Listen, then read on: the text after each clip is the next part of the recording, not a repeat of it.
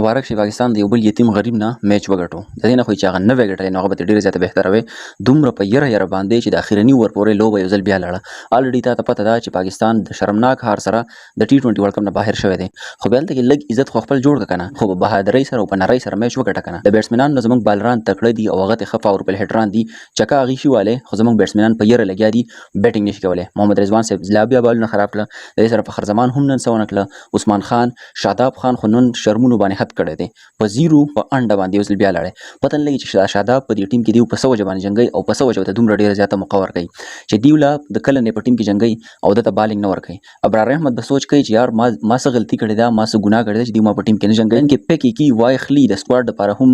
د سیریز د دورو لپاره هم په 2023 کې هم جست واغستو خو نه جنګاو موقع ورته ورنکړه بیا دوباره اوس په دې دورو کې چې کوم دی آیرلند خلاف دیو داونه جنګاو نیوزیلند خلاف ونه جنګاو ټي 20 ورلډ کپ کې تا خپته د اخیرنی میچ دی په دې کې شاداب خان په ځای باندې دی ابرار احمد ته موقع ورکړل شي نو کم از کم د خلکو سوالیه نشانو په تاسو باندې نه راځي بیا ورته هم موقع ورنکړه عجیبه غونډه کې کپتانی ده عجیبه غونډه کې منیجمنت دی بیا دلته کې ماته خلک وایي چې د پاکستان د ټیم باندې ولې داسې قسم خبرې کوي حقیقت هم دا دی پاکستان کرکټ ټیم چې موږ څومره ډېر زیات خفه کړي یو